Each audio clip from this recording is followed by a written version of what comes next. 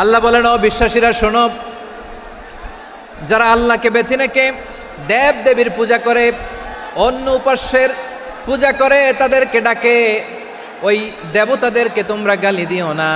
যদি ওই দেবতাদেরকে গালি দাও তাহলে ভুলবশত, শত্রুতাবশত তারা তোমাদের রব আল্লাহকে গালি দেবে, ঠিক কি না?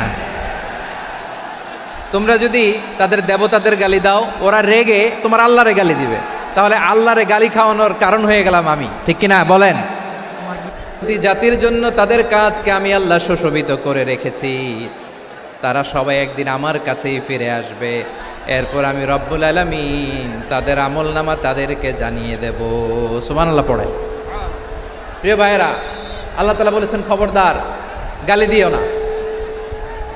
আদেশটা কার? আওয়াজ করে বলেন তো।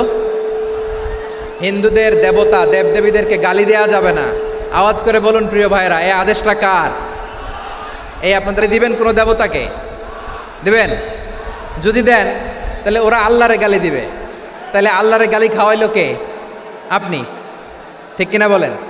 আমি আল্লাহকে গালি খাওয়ানোর কারণ হলাম, কারণ আমি যদি গালি না দিতাম ওরা আমার রবকে গালি দিত না। আওয়াজ করে বলেন ঠিক কিনা? তাহলে প্রিয় ভাইয়েরা, ইসলাম আমাদেরকে শিখায়, সূরাতুল আনআমের 108 নম্বর আয়াত থেকে আমরা বুঝলাম কোনো ধর্মকে ছোট করা যাবে না।